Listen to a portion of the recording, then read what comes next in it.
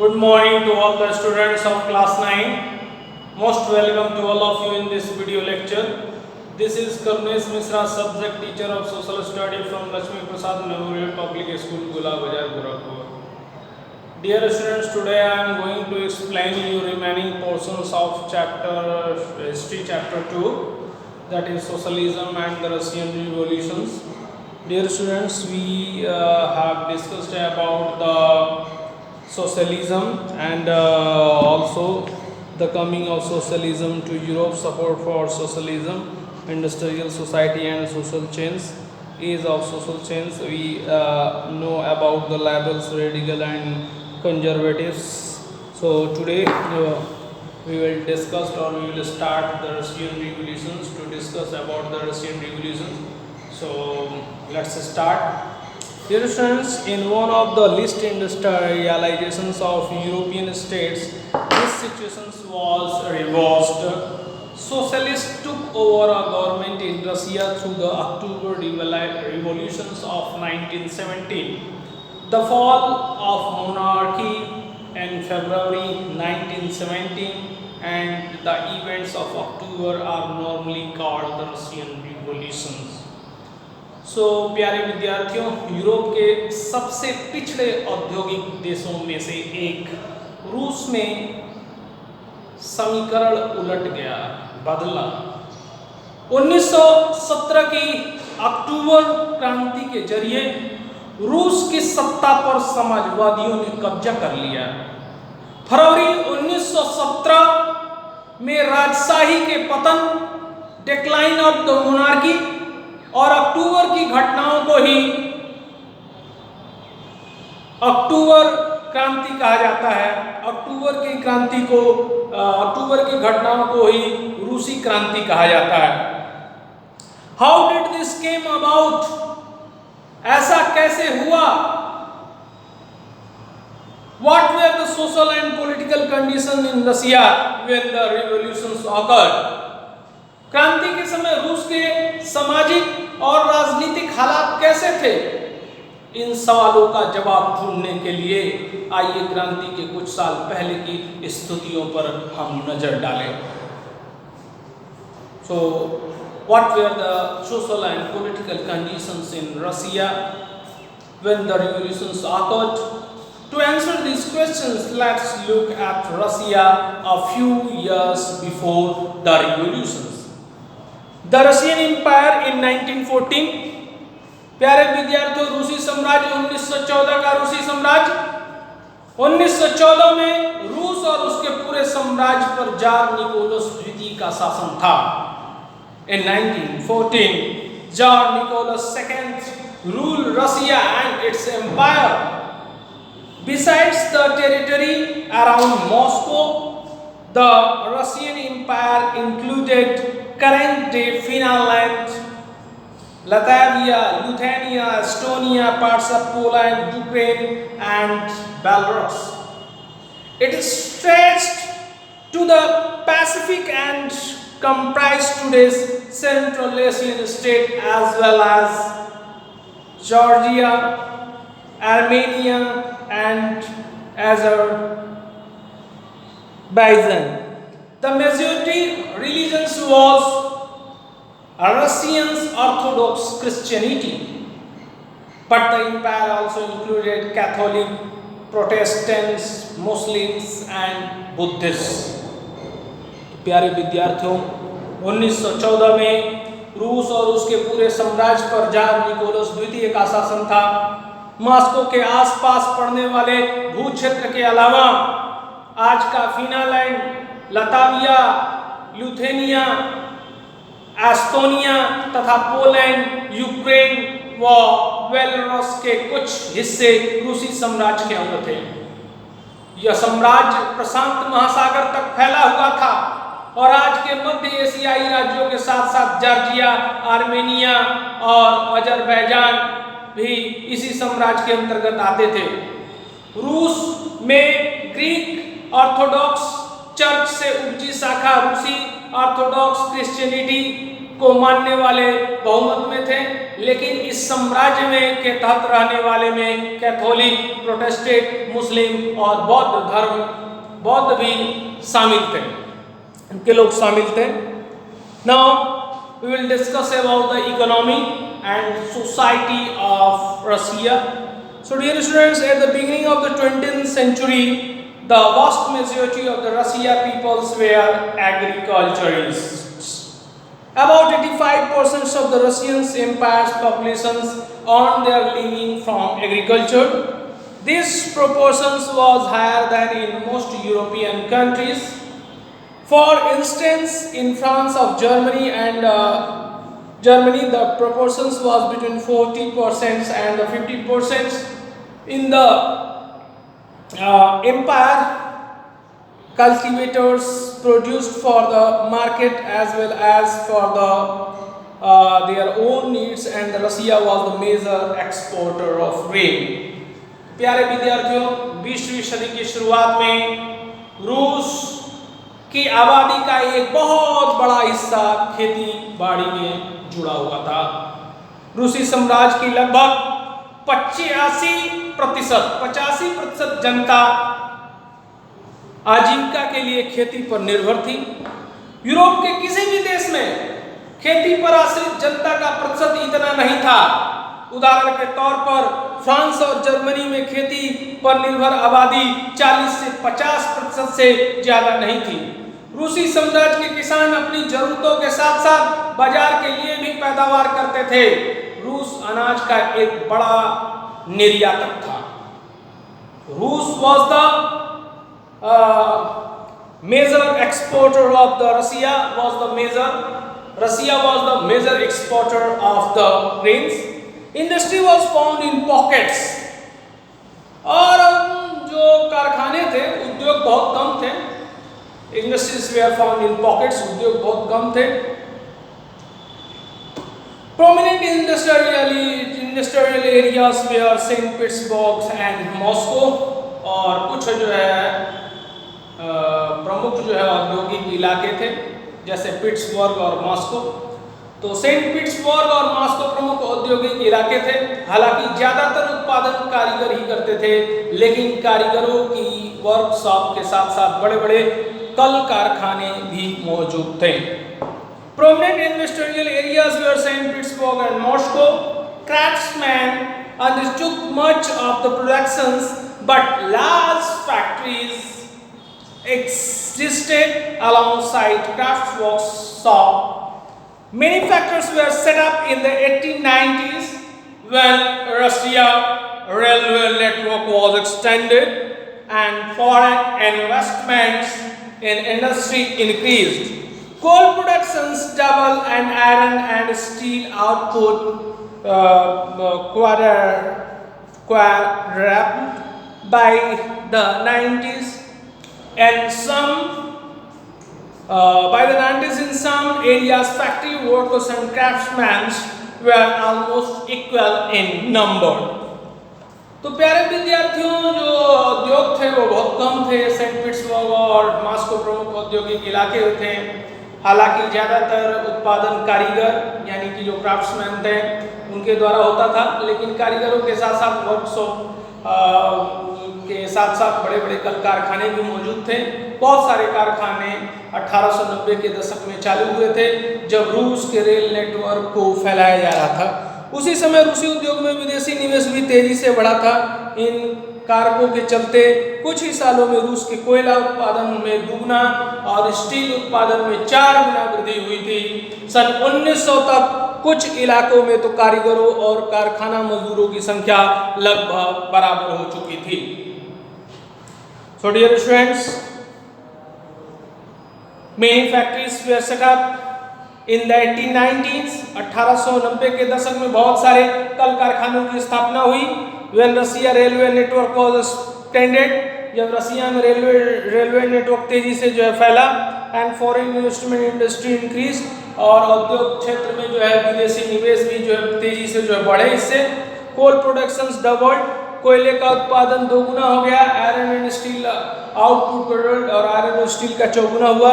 Bye the 90s in some areas factory workers and craftsman were almost equal in numbers. और 1900 तक आते आते कुछ इलाकों में तो कारीगरों, कारखानों और मजदूरों की संख्या लगभग बराबर और इक्वल हो गई। Okay, got it? Most industries was private property of industrialists. Most industries were private property of industrialists. Government supervised large factories to ensure minimum wages and limited hours of work. But factory inspectors could not prevent rules being broken in crafts unit and small workshop. The working day was sometimes 50 hours compared with 10 or 12 hours in factories.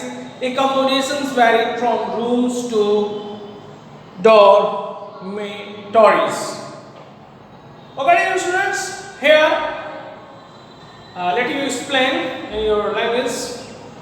तो ज़्यादातर कारखाने उद्योगपतियों की जो निजी संपत्ति थी। Most industries was the private property of industrialists. मजदूरों के न्यूनतम वेतन मिलता था और काम के पाली के घंटे निश्चित थे। इस बात का ध्यान रखने के लिए सरकारी विभाग बड़ी फैक्ट्रियों पर नजर रखते थे, लेकिन फैक्ट्री इंस्पेक्टर भी नियमों के उल्लंघन को रोक पाने में कामयाब नहीं थे। कारीगर की इकाइयों और वर्कशॉपों में काम की पाली प्राय 15 घंटे 16 घंटे खिंच जाती थी, जबकि कारखानों में मजदूर आमतौर पर 10 से 12 घंटे की पालियों में काम करते थे। मजदूरों के रहने के लिए भी कमरों से लेकर डॉर्मेट्री तक तरह तरह की व्यवस्था मौजूद थी। Workers were divided social group. Some had a strong link with the village from which they came. Others had settled in cities permanently. Workers were divided by skills. A metal workers of St. Petersburg recalled, metal workers considered themselves aristocrats. Among other workers, their occupations demanded more training and skills. Women made up 31% of the factory laborers force by 1940. But they were paid less than men, between half and 3/4 of the man's wages. तो प्यारे विद्यार्थियों, सामाजिक स्तर पर मजदूर बटे हुए थे। वर्कर्स वे डिवाइडेड सोशल ग्रुप्स। सामाजिक स्तर पर मजदूर बटे थे। कुछ मजदूर अपने मूल गांवों के साथ अभी भी गहरे संबंध बनाए हुए थे।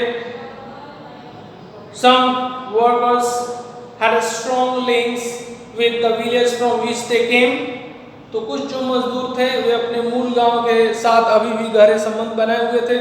बहुत सारे मजदूर अस्थायी रूप से शहरों में ही बस चुके थे और कुछ स्थायी रूप से शहर में ही बस गए थे।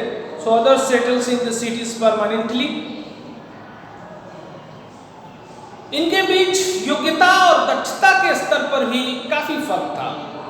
सेंट पीटर्सबर्ग के एक धातु मजदूर ने कहा था कि धातु कर्मी मजदूरों में खुद को साहब मानते थे।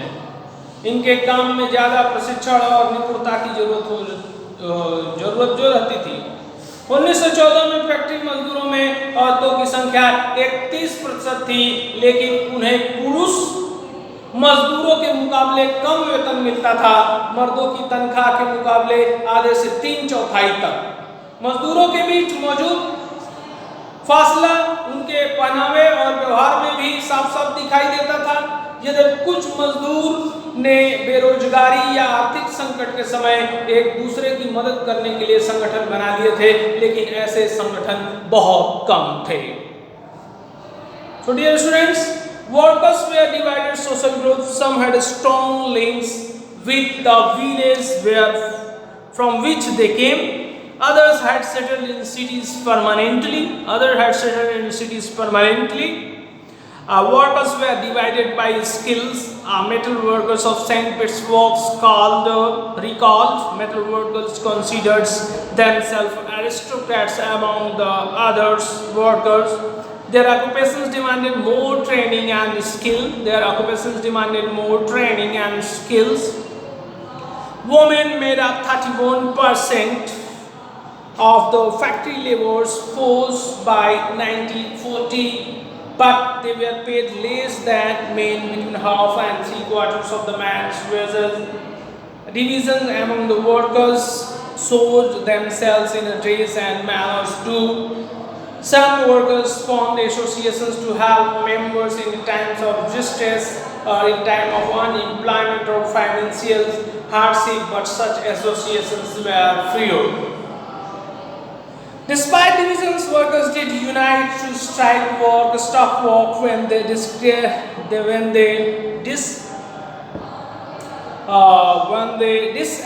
with the employers about dismissals or work conditions.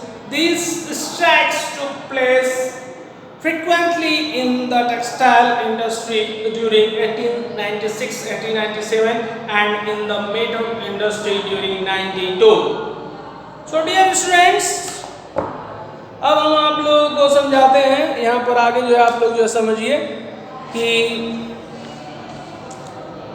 इन भेदों के बावजूद, इन अंतर और फासलों के बावजूद भी जब किसी की नौकरी से निकाल दिया जाता था, किसी को नौकरी से निकाला जाता था या उन्हें मालिकों से कोई शिकायत होती थी, तो मजदूर एकजुट होकर हड़ताल भी कर देते थे।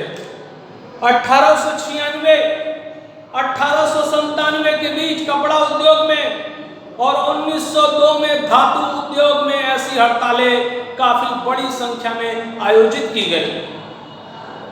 देहात की ज्यादातर जमीन पर किसान खेती करते थे, लेकिन विशाल संपत्तियों पर सामंतों, राजशाही और ऑर्थोडॉक्स चर्च का कब्जा था।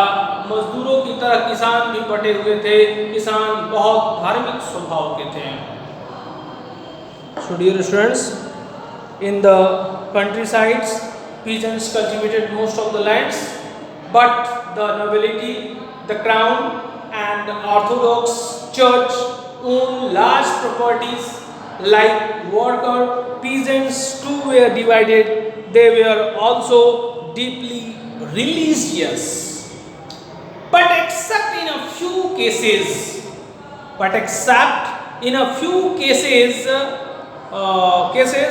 they had no respect for the nobility. Nobles got their power and positions through their service to the Tsar, not through local popularity. So this was unlike France, where during the French revolutions in Britain, peasants expected nobles and fought for them. तो बच्चों, देहात की ज़्यादातर ज़मीन पर किसान खेती करते थे। In country side most of the country side peasants cultivated most of the lands.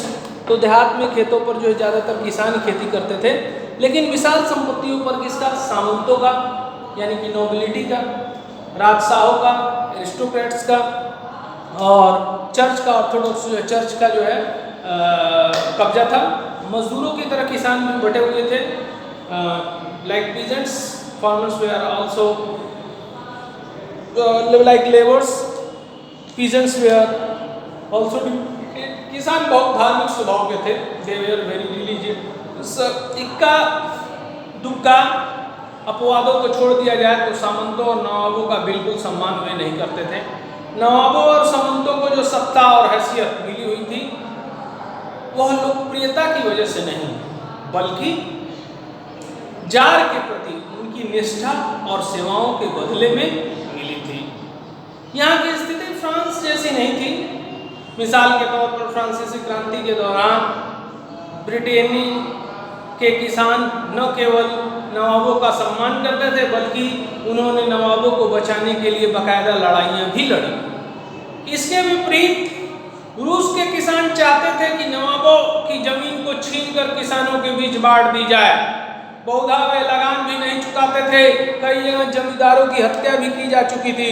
1902 में दक्षिणी रूस में ऐसी घटनाएं बड़े पैमाने पर घटी। 1905 में तो पूरे रूस में ही ऐसी घटनाएं घटने लगी। आगे dear students, Russians peasants were different from other European peasants in another way. Russia के जो किसान थे वे जो यूरोप के जो थे किसान उससे बिल्कुल जो भिन्न थे, अलग थे। They pooled their land together periodically and their commune divided it according to the needs of the individual families. वे जो थे किसान, यहाँ के किसान समय समय पर सारी जमीन को अपने कम्यून मीर को सौंप देते थे और फिर कम्यून ही प्रत्येक परिवार की जरूरत के हिसाब से किसानों को जमीन बांटता था। अब हम लोग पढ़ेंगे रूस में समाजवाद, socialism in Russia, how socialism came about in Russia. Let's start. All the political parties were illegal in Russia before 1914। 1914 के पहले जितने भी राजनीतिक दल थे रसिया में वे क्या थे? इलीगल थे, गैर कानूनी थे। The Russian Social Democratic Workers Party was founded in 1898 by the socialists who respected Marx idea। तो 1914 से पहले रूस में सभी राजनीतिक पार्टियां गैर कानूनी थी। मार्क्स के विचारों को मानने वाले समाजवादियों ने 1898 में Russian social democratic workers party, रूसी सामाजिक लोकतांत्रिक श्रमिक पार्टी का गठन किया था। सरकारी आतंक के कारण इस पार्टी के गैर कानूनी संगठन के रूप में काम करना पड़ता था। इस पार्टी का एक अखबार निकलता था, उसने मजदूरों को संगठित किया था और हड़ताल आदि कार्यक्रम आयोजित किए थे। So dear students, all the political parties were illegal in Russia before 1914. The Russian Socialist Democratic Workers Party was founded in 1898 by the socialists who respected marks ideas, जो मार्क्स के विचारों का सम्मान करते थे। उन्होंने जो है Russian social democratic workers party यानी कि रूसी सामाजिक लोकतांत्रिक श्रमिक पार्टी का जो है गठन किया। However because of the government policy it had to operate as an illegal organization, set up the newspapers, mobilize workers and organize strikers। तो इस गैर कानूनी संगठन ने यानी कि सरकारी आतंक के कारण इस पार्टी को गैर कानूनी संगठन के रूप में काम करना पड़ता था। इस पार्टी का अखबार निकलता था, इसने मजदूरों को संगठित किया था और हड़ताल और आदि कार्यक्रम आयोजित किए थे। आगे पढ़ते हैं। Some Russian socialist felt that Russians' peasant custom of dividing land periodically made them natural socialists।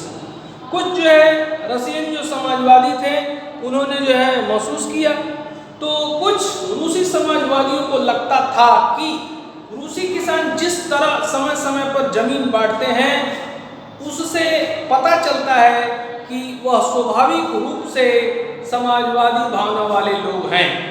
इसी आधार पर उनका मानना था कि रूस में मजदूर नहीं बल्कि किसान ही क्रांति की मुख्य शक्ति बनेंगे। वे क्रांति का नेतृत्व करेंगे और रूस बाकी देशों के मुकाबले ज्यादा जल्दी समाजवादी देश बन जाएगा। So socialists were active in the countryside through the 19th century. 19th century, they formed the Socialist Revolutionary Party in 19th. This party struggled for peasant rights and demanded that land belonging to the nobles be transferred to the peasant. Social Democrats disagreed with the Socialist Revolutionary about the peasants. Lenin felt that peasants were not one united group. Some were poor and others were rich. Some workers as laborers while others were capitalists who employed workers. Even these differentiations within them, they could not all be the part of socialist movement. तो 19वीं सदी के आखिर में रूस के ग्रामीण इलाकों में समाजवादी काफी सक्रिय थे। सन 1900 में उन्होंने सोशलिस्ट रिवॉल्यूशनरी पार्टी, समाजवादी क्रांतिकारी पार्टी का गठन कर लिया। इस पार्टी ने किसानों के अधिकारों के लिए संघर्ष किया और मांग की कि सामंतों के कब्जे वाली जो जमीन है फौरन किसानों को सौंप दी जाए। किसानों के सवाल पर सामाजिक लोकतंत्रवादी खेमा समाजवादी क्रांतिकारियों से सहमत नहीं था, लेकिन उनका मानना था कि किसानों की एकजुटता नहीं है, वे बटे हुए हैं। कुछ किसान गरीब थे और कुछ अमीर, कुछ मजदूरी करते थे, कुछ पूंजीपति थे और जो नौकरों से खेती करवाते थे। इन आपसी विभेदों के चलते वे सभी समाजवादी आंदोलन का हिस्सा नहीं हो सकते थे। सांगठनिक रणनीति के सवाल पर पार्टी के गहरे मतभेद थे। व्लादिमीर लेनिन बोल्शेविक खेमे के मुखिया सोचते थे कि जार राजा शासित रूस जैसे दमनकारी समाज में पार्टी अत्यंत अनुशासित होनी चाहिए और अपने सदस्यों की संख्या व स्तर पर उसका पूरा नियंत्रण होना चाहिए। दूसरा खेमा बोल्शेविक मानता था कि पार्टी में सभी की सदस्यता दी जानी चाहिए। So the party was divided over the strategy of organization. Vladimir Lenin, who led the Bolshevik group, जो बोल्शेविक ग्रुप का जो है नेतृत्व कर रहे थे व्लादिमीर लेनिन, उनका जो है विचार था thought that in repressive socialist society like Tsarist Russian, the party should be disciplined, कि जो उनका जो दल है, राजनीतिक दल है, पूरा अनुशासित होना चाहिए and should control the number and quality of its member, और अपने सदस्यों की जो संख्या और उनकी गुणवत्ता को जो है नियंत्रित करने वाले हो। Other Mensheviks thought the party should be open to all, और जो मेंशेविक थे उनका जो है मानना था कि राजनीतिक दल पार्टी में सभी की सदस्यता जो है जरूरी है, मुख्य है, तो पार्टी में सभी को सदस्यता दी जानी चाहिए, वे ऐसा मानते थे। Okay dear students, the more or the remaining portions we will discuss tomorrow. Thank you for watching the videos. Most welcome to all of you. Have a nice day. Best of luck for you.